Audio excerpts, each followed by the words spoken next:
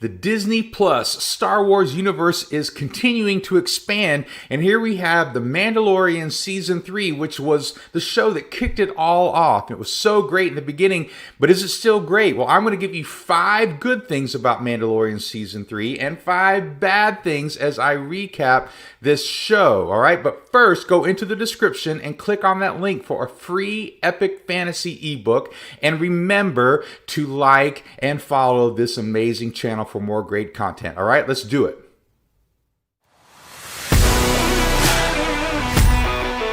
Welcome back to Great Stories Change the World. This is the YouTube channel where an epic fantasy sci-fi author, that's me, goes over TV shows, movies, books, and different things to talk about what stories are great and why are they great. And I delve into things about story and storytelling and narrative so we can learn how to tell great stories, because I really do believe great stories do change the world.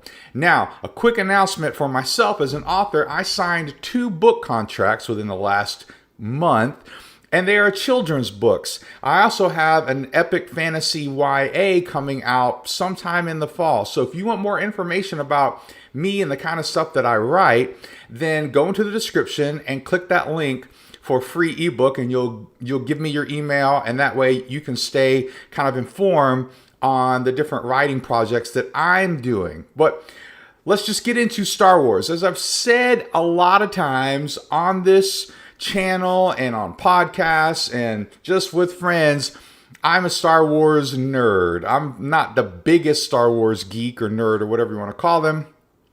I don't know everything, but I know a lot, and I've watched everything that Star Wars has put out, and I have bought most of it, even the bad stuff. I love all Star Wars, and I will watch even the bad stuff. Now, I won't buy all of it. There's one exception as far as something I didn't like and wouldn't buy. There's one Star Wars movie I haven't bought, and that's The Last Jedi. I just thought that was so not a good movie. But I still went to the theater and paid money to see it at least 2 times, maybe 3. So I'm a huge Star Wars fan. And I, like a lot of people, was skeptical about the Mandalorian show that came out a few years ago. But when it came out, I was just like everybody else and just floored by how awesome it was. The space western and all the different Easter eggs that they put in there, and how it was connected to the larger universe, and yet had this very simple story about a bounty hunter and who was a Mandalorian, and the baby Yoda, which we later learn is Grogu. So I'm a huge fan. I loved Season 2. I thought Season 2 was great. It upped the stakes, and it introduced us to some more characters. And with success, what do companies do, right? When media companies see something successful, they try to make more of it so they can make more money. And so ever since The Mandalorian has become successful, there's all these plans about all these different new movies and definitely live action series.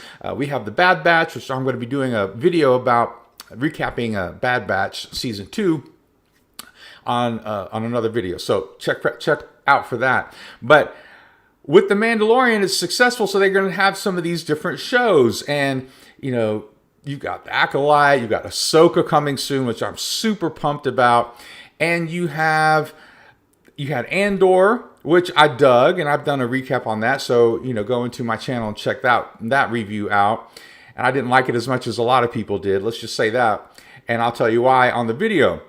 And of course, we had the Book of Boba Fett, which is directly connected to The Mandalorian. So they're trying to expand out this universe and connect all these things.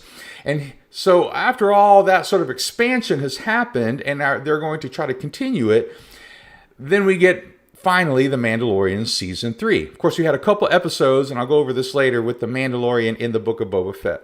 So I'm going to give you 5 things that I liked about Season 3. And I'm going to give you 5 things that I did not like about Season 3. All right. So without further ado, here we go. The good. Let's start with the good. The Mandalorians, all the things about the unification, all the different perspectives. This is all from the Clone Wars and from Rebels, those great animated series. So you can go back if you want to and watch a lot of that. But Filoni and Favreau's bringing a lot of that in and showing us in live action years down the road that their division was a big reason why Mandalore was able to be conquered. They were this warrior race and all of this stuff, but they had been divided, and there's all these different sects and political things, and you go over some of that in the Clone Wars especially, and that's where Bo-Katan is first introduced. And then Mandalorians come up again in Rebels.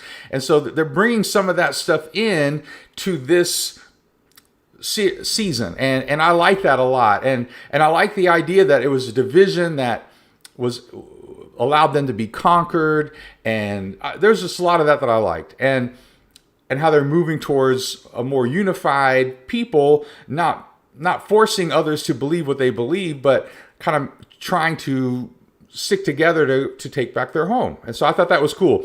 Number 2, I really liked the droid life. Okay, I liked how on that one planet, that one episode with Jack Black, and he was captain whatever, which was awesome. You had Jack Black.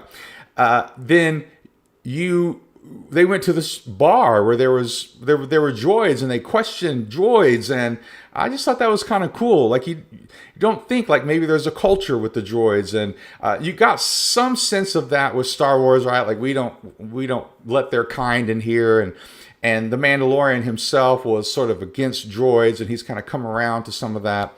So I dug that aspect that they kind of brought in, because after the Clone Wars and the droid armies, and there would be some issues, right?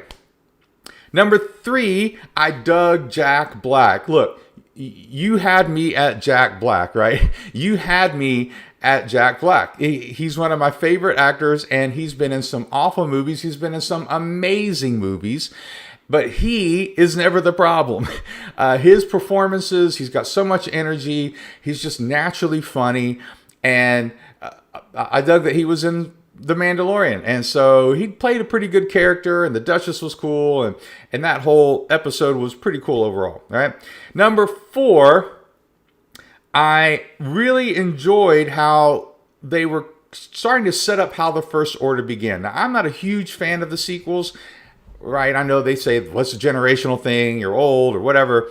I just don't think they were well planned out or organized, but they are part of canon now. So, and we all ask, like, why is it the Empire? Why isn't it the Empire again? Why is it the First Order? And there's all these questions about where Snoke came from and where these Praetorian Guards came from. And there's all these questions about where some of the stuff came from that they just sort of introduce in The Force Awakens. But here we're getting some lead up to that, where they're talking about Grand Admiral Thrawn and, where is he and all that stuff. He's going to be in Ahsoka. We know that, right? But all of that stuff is really cool to me because on the one hand, if I was a writer, I probably wouldn't want to connect it to the sequels because I'm not a big fan. But at the same time, you're writing Star Wars, okay? You are a part of Star Wars, and I have a sneaking suspicion that Kathleen Kennedy has pushed some of this, and I'll get to why this is in some ways a bad thing later on.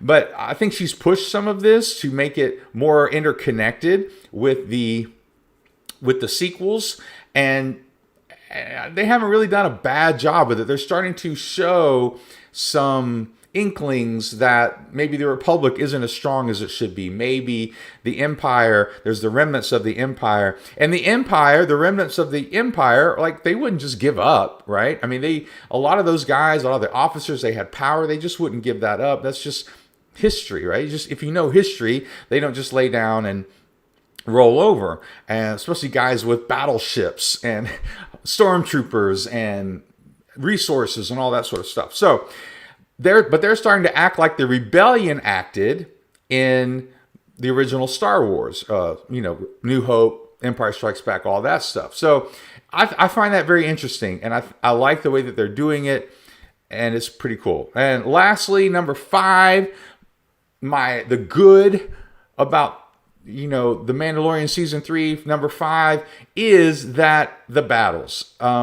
Yes, sometimes there's too much going on and you can get kind of lost, but they did a really good job showing us what we want, right? We want more Mandalorians fighting somebody, and you kind of had that in the first season.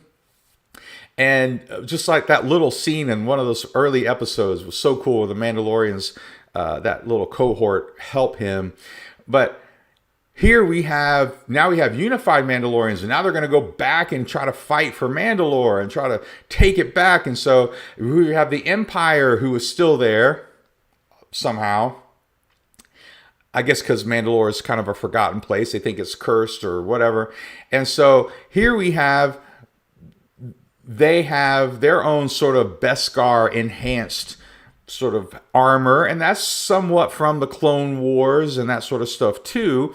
They're bringing some of that in, and so I just thought that was cool. The battles are cool. The battle scenes were cool for the most part, and fighting Moff Gideon, fighting these things was really cool, and I just liked it. I liked a lot of the battles. All right, now let's get into the bad. Okay, the bad. First of all, as you start to expand a universe, you're going to start to have some problems, all right? And unless you manage these well, then you're going to get some questions, you're going to get some plot holes, you're going to get some lazy writing. You actually have to work harder. This is my point. As a writer, if you're going to expand your story, as a writer, let me just tell you, there's a lot of value to expanding your universe. That's really important. People want bigger stories. Marvel changed the game. Lord of the Rings changed the game. They want bigger universes. They're ready for more universes, right? And Marvel, to some degree, figured it out up until maybe Endgame. I think Marvel's kind of slipping a little bit with that, with working out the extended universe. But here we have The Mandalorian, and Star Wars are trying to do it. And you would think Star Wars, Kathleen Kennedy would have learned from Marvel with the sequels, but they didn't. So they're expanding this universe, and they're starting to have some problems. That's why you have 2 basically Mandalorian episodes in the middle of the Book of Boba Fett, which unfortunately was way better than anything that had been in the Book of Boba Fett up to that point. I like the last episode of the Book of Boba Fett, but it wasn't that great. I mean, the series wasn't really that great. And some of the best parts about it were Luke Skywalker. And just imagine if instead of starting out season 3, so now you start out season 3 and the Mandalorian and Baby Grogu are back together when he gave Grogu up at the end of season 2. So you have to watch this other series in order to not be confused. And I think it would have made for a stronger season if they had put those 2 Mandalorian episodes. They only have 8. They had put those 2 Mandalorian episodes at the beginning of season 3 because you didn't really need it in the Book of Boba Fett. They just didn't want to tell it at the beginning of season 3. You could have still had the Mandalorian go through something on his own, right? In the Book of Boba Fett, and then he joins them and all that sort of stuff. I just think there's some problems, and we'll go over some more of those later. A lot of these decisions were kind of convoluted. What was great about season 1 with The Mandalorian is there was a series goal, right? By the end of the series, he was trying to find what to do with this kid, right? And he was given more direction with that at the end of season 1, right? Jedi, you got to find a Jedi and all that sort of stuff. So the goal shifts a little bit at the end of season 1. So he's trying to find Jedi, which is how he gets with Ahsoka and Luke Skywalker and stuff like that in season 2, right? And so at the end of season 2, he's completed his goal. So what's the new goal going to be? Well, again, they could have done a much better job bringing out that it was to retake Mandalore. And you kind of have some of those hints in the beginning, but it's a little confusing. Are they trying to make Bo-Katan a villain now? But no, she's she's kind of turning the corner. Now she's a good guy and all that sort of stuff. So a lot of those decisions in the beginning were sort of convoluted and just sort of happened for story reasons instead of really being a part of natural decision making by the characters. Number 3, this is one of my big hangups about this season. If you show the mythosaur, you got to do something with the mythosaur. All right. Now, I love the fact that they saw the mythosaur. It's a real creature, and the armor is like, I don't know if I really believe you, but Bo-Katan's like, look, I'm serious. I got the Darksaber now, and there was a mythosaur, and this is all sort of like signs that they should go back to Mandalore. And at some point, we should have seen more of the mythosaur. Like, that would have been a cool thing in the last couple episodes. Like, as they go into their darkest moment or something. They could have done something creative. Now, it would have been a little trite if they had just, oh no, the mythosaur. But they could have done something interesting with it. And I think it would have just blown everybody's minds. There was a way to do it. But instead, you're like, oh, there's a mythosaur. And then at the end, they just kind of show, oh, he opens his eyes or whatever. All right, number 4 of the bad. So I did the good, now I'm in the bad. Number 4 of the bad is Bo-Katan is supposed to be this amazing leader, warrior leader, right? She's got the armor, she's been trained, all this sort of stuff. She leads a scout party to Mandalore to check and see if it's safe. That's so that everyone else can land, because all the other Mandalorians and Axwolves and all those guys are up in the sky and up in space in orbit waiting for the word, because they got families and they got kids. And so is it going to be safe before we all come down there? Let's see what the situation is. Well, when Bo-Katan and the Mandalorian and Baby Grogu, who it's kind of weird that they put Baby Grogu in the IG-12 thing. I love the memes, by the way, which kind of liken him to, some other villains that have, the creature in the stomach sort of thing. All that to say is, when you find out the Empire is there, this is a scouting party. You're not warriors in this instance. You're not an army in this instance. I know all Mandalorians are one-person armies and all of that stuff, but this was a scouting party. This had a specific goal. And so here you have Bo-Katan just leading these Mandalorians into a trap, into an obvious trap. As they go through the tunnels, the scenery kind of changes, and it looks more and more like the Empire, which she would have known. It's a big plot hole to me. It's just, they had to get the Mandalorian captured. They had to have some sort of cliffhanger at the end of that season 7. And again, that's what I'm talking about. Convoluted decisions by characters. There was no sort of like, oh, she's angry, so she makes a bad decision. Like, at this point, there's like, oh, the Empire, we got to go back and regroup. They could be attacking our people. Like, there's all sorts of things that a good leader would have had to decide, at least because it's a scouting party. Okay, well, we scouted. Let's be done. I'm going over and over this, but it's a plot hole, and it's a problem. All right. Lastly, but not leastly, my 5th thing that's bad about season 3 is all of the things they didn't do. I already talked about the mythosaur, but this is the problem with the expanded universe, because it happens in comic books too, and it happens in Marvel, it happens in DC. You watch some things with movies and shows and stuff, and you're like, wait a minute, like, where's Cara Dune? Now, we all know the news, which is that the actress who played Cara Dune is whatever. They kind of canceled her and they fired her because of some stuff that they didn't like that she said on Twitter or whatever it was. So we get why, we know why, but at the same time, they really just kind of throw her off. But she's an amazing character, okay? And I'm just disappointed she wasn't involved at the end here somehow, because this is someone they could have called, right? This is someone that they could have called. Now, I know it was just a Mandalorian thing, but again, I think she's an amazing character, and it's kind of disappointing me that they've just kind of written her out of everything in the extended universe here. And then they go through all this trouble to take Mandalore, and the Mandalorian decides, I'm going to go live on Navarro. Now, I get, right? So they set up where he adopts Grogu so he can train Grogu, because Grogu can't yet speak enough to say the vows and stuff, to take the way, all that sort of stuff, to be initiated. But you could still, and so he needs to go around, like this is how they set up the end.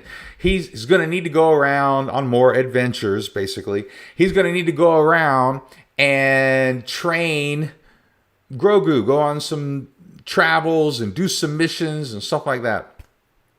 So I get that that's what they set up, but I don't know why you had to be on, Navarro for that to happen.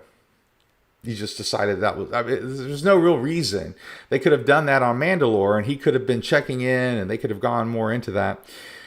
And also, they're kind of taking the role. So they're along with the Gina actress thing and Cara Dune, like they had a show set up where she was going to have pretty much her own show, and so now they're really going to give that sort of show to the Mandalorian in season 4. That's really what they set up, right? Because he meets with the Republic guy, New Republic guy, and who's a great actor. I love him that they're including him as the pilot guy, captain.